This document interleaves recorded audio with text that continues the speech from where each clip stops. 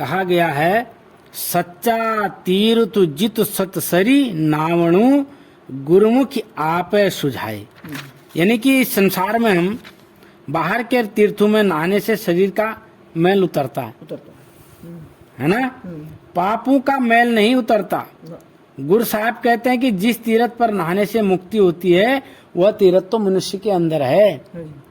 हम क्या कर रहे हैं, हम संसार के तीर्थों में जा रहे हैं, गंगा जमुना में जा रहे हैं, हरिद्वार जा रहे हैं, केदारनाथ जा रहे हैं, बद्रीनाथ जा रहे हैं। वहां जाकर के क्या हमारे मन का मैल उतर जाता है? क्या नहीं उतरता। तो इसलिए वो कह रहे हैं वहां जाकर के तो शरीर का मैल उतरता है।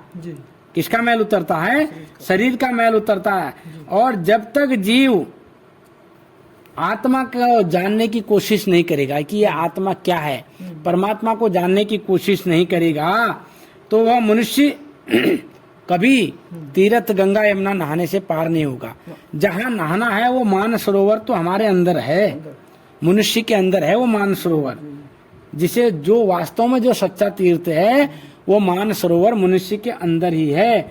जब तक जीव उसमें जाकर के स्नान नहीं करेगा ज्ञानी जी, तब तक उसके जन्म मरण के पाप नष्ट नहीं होंगे, तब तक वो पाप बगैर गुरु से वो चीज नहीं मिलेगी, नहीं मिलेगी। वो गुरु है ना, गुरु के पास जाने से ही मिलेगी। गुरु ही बताएगा कि हाँ भाई ऐसे करके है। लेकिन हमारे आंखों में तो पर्दा पड़ गया ना, आंखों में पर्दा डाल दिया गया है और हम इस संसार को ही सब कुछ समझ रहे हैं, है ना। सारी उम्र हम क्या करते हैं, बाहर में फिरते रहते हैं, है ना, नाना प्रकार के कर्म कांड करते रहते हैं। लेकिन कहा जब तक हमको वो मुर्शिदे कामिल नहीं मिलेगा, जब तक सदगुरु नहीं मिलेगा, जब तक वो वाह गुरु नहीं मिलेगा, तब तक हम कुछ कर नहीं सकते, है ना। कहा कि पूरब होई पश्चिम को धावे, रब सम दुहा इकतर मिलावे। कि पूरब से होकर पश्चिम को जाना है और सूर्य और चंद्रमा को लागना है। अब पूरब से हमको पश्चिम को जाना पड़ेगा। पूरा मतलब आगे। आज हम जिस तरफ चल रहे हैं ये संसार की तरफ आगे को चल रहे हैं। ये संसार हमारे आगे तो है, लेकिन इस आगे को छोड़ करके हमको पीछे जाना पड़ेगा, पश्चिम को चलना पड़ेगा, है ना। ये संसार जो हम आंखों से देख रहे हैं, इस संसार में आगे आगे चल रहे हैं ना, संसार उसको उस साइड को छोड़ के दूसरी साइड को जाना पड़ेगा। जिधर की उसकी जिस मालिक की जो साइड है उस साइड को देख मन में ला करके उधर को भागने की कोशिश करें, जाना पड़ेगा। लेकिन हम क्या कर रहे हैं, हम तो ये संसार की तरफ भाग रहे हैं, तीर्थों में जा रहे हैं, नाना प्रकार से पूजा हवन पाठ कर रहे हैं तीर्थों में जा करके। कहा कि साचा शब्द शाखा है, निर्मूल ना मूल लगे न लाए। वो तो सच्चा नाम जो है वही तीर्थ है जी। तीर्थ क्या है? जिसने उस नाम को जान लिया, है ना। तीर माने पास, तीर माने पास, तीर माने पास ना, वो अपने पास ही है। ये पूर्वी भाषा है। हाँ, हमारे तीर आओ, हमारे तीर आओ कहते हैं ना। पास आने के बजाय हमारे, वो उनकी भाषा है कि हमारे पास आने के बजाय बोलते हैं तीर आओ, हमारे तीर आओ, हमारे पास है, वो कहते हैं हमारे तीर आओ। यानी कि तीरथ, यानी कि रथ में सवार होकर के अपने पास, ये तीरथ, ये जो रथ है हमारा, ये यही रथ है। जी जी। देखो ये ना, ये रथ है, तो इसके पास जाना पड़ेगा, इसमें खोजना पड़ेगा, तब जाकर के वह परमात्मा मिलेंगे हमको। लेकिन अगर हम संसार में ढूंढते रहे तो माफ करना, वह परमात्मा ऐसे मिलने वाला नहीं है। कहा कि नानक तिसदा सब कुछ होवे, जीव बिच आप गवावे। नानक तिसदा सब कुछ होवे, जी बिच आप गवाए। गुरबाणी में शब्द आता है जी, आप मटीजे तो मिलीजे, आप मटीजे तो मिलीजे। कि अगर उसको पाना चाहते हो तो तुम ये सोच लो कि तुम खुद ये चीज को समझ लो कि मैं मालिक, तेरे अलावा मैं हो ही नहीं सकता, बिल्कुल तेरे अलावा मैं हो ही नहीं सकता है। तो मालिक तू ही है, जहाँ देखो तू ही है, तेरे अलावा कुछ है ही नहीं। जो नज़र आता है वो तेरी ही, तू ही है सब कुछ। उसी में जो तेरी मर्जी से जो है सब कुछ तेरी मर्जी से है। जो कुछ समझ आ रहा है, नज़र आ रहा है, सब तेरी मर्जी से है। हमारी मर्जी का कोई चीज़ नहीं है इसमें। इसलिए तो उसी में सब घट मेरा साइया सुनी सीज न कोई, बलिहारी वा घट की जा घट प्रगट होए। हाँ जी। कहा कि सब घट मेरा साइया, वो परमात्मा तो जगह जगह है, सब घटों में है, सबके हृदय में विराजमान है। जी जी सुनी सेज न कोई, कोई भी सेज सुनी नहीं है, नहीं सुनी, यानी कि कोई भी खाली शरीर, नहीं है। कोई भी जगह खाली नहीं है, हाँ, सबके अंदर वो परमात्मा विद्यमान है। तो इसलिए कहा कि सुनी सेज न कोई, हाँ जी। बलिहारी वा घट की जा घट प्रगट होए। हाँ, बलिहारी है उस घट की कि जहाँ वो प्रगट हो होता जाता है। है। वो फिर वो बलिहार हो जाता है, वो फिर दुनिया से परे हो जाता है, दुनिया से आगे हो जाता है। और प्रगट किस घट में होगा? जहाँ निर्मलता होगी, नहीं मिलता है। एकदम मलिनता नहीं होगी, अहंकार नहीं होगा, हाँ, है ना, निर्मल हो जाएगा, निर्मल होगा। बिल्कुल। उसके अंदर कोई छल और कपट, कोई किसी किस्म का वो नहीं रहेगा। सब सारे वो इस चीज़ के वो मैल जो है दूर हो जाएगी, तो वो निर्मल हो जाएगा। जब तक एक छल कपट हूँ मैं हूँ, तब तक कुछ नहीं होने वाला, कुछ भी नहीं आएगा, कुछ नहीं पास में। मैं करता मैं रहा, मुझ में रही न हूँ।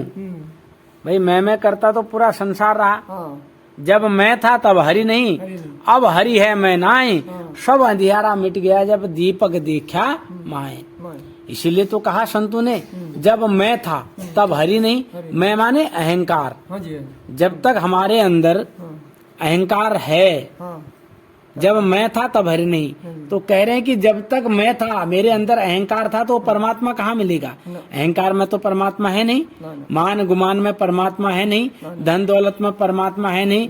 तो इसलिए वो कह रहे हैं जब मैं था तब हरि नहीं, जब हरि है मैं नाही। हाँ, जब मैं था तब हरि नहीं, हाँ, जब मैं था तो वो परमात्मा कहाँ आएगा? जब हमारे अंदर अहंकार है तो अहंकार में परमात्मा नहीं मिलेगा। जब मैं था तब हरि नहीं, अब हरि है मैं नाई। जब मैंने उस परमात्मा को पा लिया, अपने अहंकार को खत्म कर लिया, तो अब हरि है मैं नाई, अब मेरे अंदर मैं नहीं है, नहीं, मेरे अंदर अहंकार नहीं है। वो शब्द आ गया जो आप कह रहे थे, वो जो ढूंढ रहे थे, वो शब्द आ गया है। वो शब्द ऐसे करके है, गुरबाणी का ही शब्द है। वो इसी तरह से है कि हे मन कंचन छो न तोल, हे मन कंचन छो न तोल, हे मन कंचन छो न तोल, मन दे राम ल्यो मोल।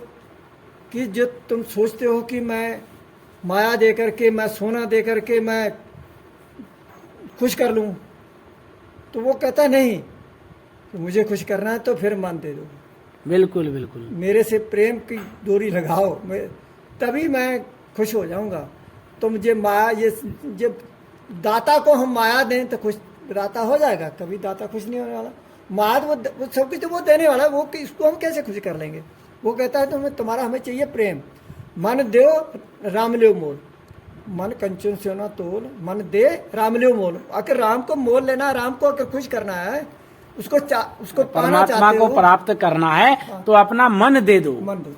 आप जब आप मन दे दोगे तो फिर ये मन से ही तो सारी क्रियाकलापें हो रही हैं। हाँ इसलिए कह रहे हैं कि तन मन दिया तो भल किया, मन का जासी भार, जी, है ना। तन मन दिया तो भल किया, मन का जासी भार, यानी कि तन दे दो, मन दे दो।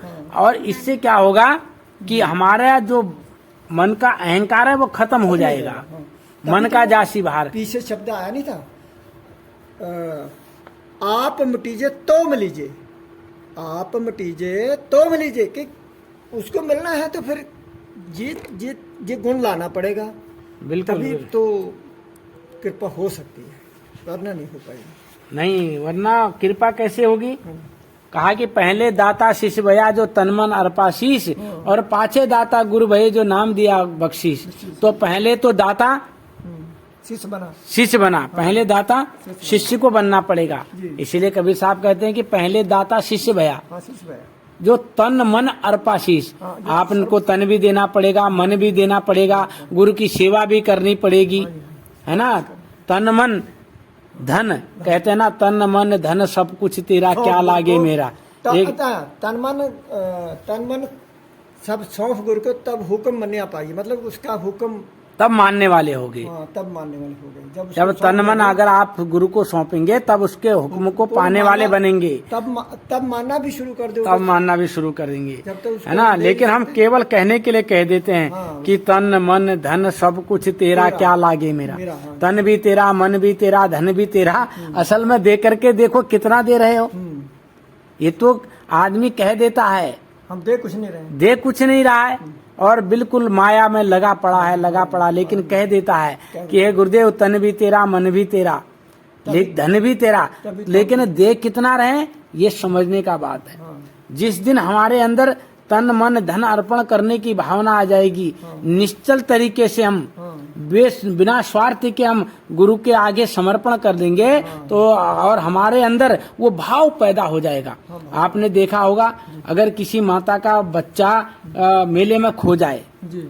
तो उसका पूरा मेला उसके लिए फीका पड़ता, उसके मेला फिर उसको मेला नहीं लगता है। सूझता है। वो बालक की याद में उसका नाम पुकार पुकार के चारों दिशाएं एक कर देगी, रो रो करके, और उस बालक का भी वही हाल होगा। क्यों? बच्चा भी क्योंकि इतना प्रेम है, इतना भाव है, दोनों एक ही कंडीशन में हो जाएंगे और उनको संतुष्टि तब मिलेगी जब वो आपस में मिल जाए। आपस में मिल जाएंगे। तो ऐसा भाव पैदा करना पड़ेगा उस परमात्मा को प्राप्त करने के लिए।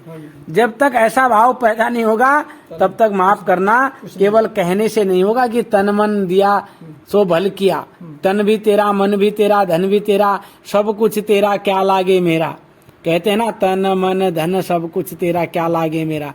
तो ऐसे नहीं, वो वास्तव में समर्पण करना पड़ेगा। जिस दिन हमारे अंदर ये समर्पण का भाव आ जाएगा, जिस दिन हम ऐसा समर्पण करने वाले हो जाएंगे, उस दिन परमात्मा फिर दूर नहीं है, है ना। तो लेकिन हम